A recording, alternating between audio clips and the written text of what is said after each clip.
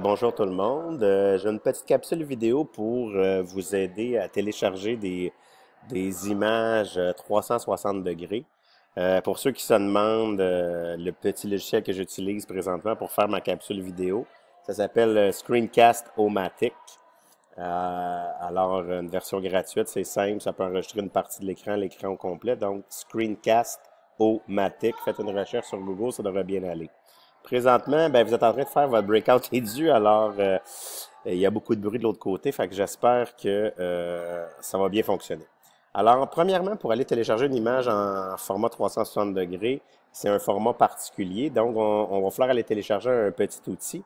Alors, l'adresse qu'il faut aller taper, c'est iStreetView, donc vous la voyez ici en haut dans la barre d'adresse, là, iStreetView.com. Oubliez le restant de l'adresse. Parce que de toute façon, quand vous arrivez sur ce site-là, lui, il va générer une image 360 degrés aléatoirement. Donc ici, je suis en Égypte. Je peux aller me promener. Donc, on voit à droite, là, j'ai une image 360 degrés. Donc, lui, il va aller à un endroit aléatoirement sur la planète où il y a une image 360 degrés. Donc, l'adresse iStreetView.com. On va avoir besoin d'un petit logiciel pour aller télécharger la photo. Cette photo-là, on va vouloir l'utiliser avec Photosphère là, que Claude va vous expliquer aujourd'hui. Alors, pour aller télécharger le petit logiciel, il faut aller d'abord dans Download 360 degrés et vous remarquez que vous avez Download for Windows puis Download for macOS. Donc, selon l'appareil que vous avez, vous allez télécharger le petit logiciel et vous allez l'installer sur votre ordinateur. Là, je vais sauter cette étape-là parce que je pense que ça devrait bien aller. Donc, vous prenez le format que vous avez besoin. OK? Alors, je vais juste fermer ça ici. Alors, moi, il est déjà installé là, dans ma barre d'adresse. Là, vous voyez, j'ai un petit icône qui s'appelle Street View Download 360. Là, je l'ai mis dans ma barre des tâches ici sur mon Mac. Mais vous pouvez avoir un icône sur votre bureau là, ou dans vos programmes, ceux qui sont sur Windows. Alors, l'important pour aller télécharger, c'est l'adresse qui est ici. Là. Il y a ce qu'on appelle le panorama ID. Le panorama ID, donc c'est l'adresse de l'image qu'on veut aller télécharger. Donc, je peux juste aller cliquer sur le petit trombone ici. Ça me dit copy. Donc, ça veut dire que mon adresse, elle est copiée. Et là, je peux aller ouvrir mon petit logiciel ici. Et vous avez quelques étapes à faire pour aller sauvegarder l'image qui était à l'adresse. Là, évidemment, cette adresse-là, on vous demande premièrement à quel endroit vous voulez le sauvegarder sur votre ordi. Donc, je vais cliquer sur le petit dossier ici. Je vais aller choisir l'endroit. Là, je suis sur mon Mac, mais sur le PC, c'est l'environnement de PC qui va être là. Donc, vous choisissez l'endroit où vous voulez que ça se télécharge. Donc, je vais le mettre, moi, dans mon téléchargement. Vous pouvez changer le nom de l'image. Là, je peux appeler ça Égypte là, pour l'instant, parce que j'étais en Égypte. Alors, je vais enregistrer.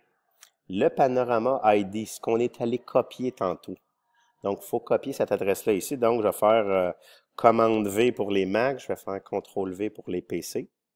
Pour utiliser l'image dans Photosphère, il faut diminuer la résolution. Ici, c'est la plus grosse résolution qu'on peut avoir. Pour Photosphère, on va aller choisir le troisième format, 3328 par 1664. Et après, on télécharge, on clique sur Download Panorama et il va télécharger l'image. Donc, vous voyez votre image ici qui a été téléchargée. Donc, elle va être dans le dossier que vous avez sélectionné au départ. Moi, c'est dans mon espace téléchargement. OK? Et cette image-là, ben, vous va falloir la récupérer dans Photosphère, mais ça, c'est la partie que Claude va vous expliquer. Là, c'est sûr que j'ai pris l'endroit par défaut de Google Maps, par exemple, que iStreetView.com me donnait. Mais si, par exemple, j'ai une adresse, par exemple, je cherchais le Colisée de Rome en 3 dimensions, Colisée en 360 degrés, on peut aller dans nos images pour aller chercher les images qui sont en format 360 degrés. Et l'important, c'est juste de copier cette adresse-là. On peut la chercher. On peut aller aussi sur Google Maps. On peut aller aussi sur Google Maps et faire cette recherche-là dire, OK, je veux Colisée de Rome, par exemple. Colisée Rome-Italie. Et on peut aller chercher, par exemple, vous voyez ici, j'ai un petit logo qui montre que c'est une image 360 degrés. Donc, je peux cliquer là-dessus. L'image 360 degrés apparaît ici. OK, par exemple. Donc, par exemple, je voudrais télécharger cette image-là qui est 360 degrés. Je viens juste copier l'adresse ici. Donc, CTRL-C ou Commande-C.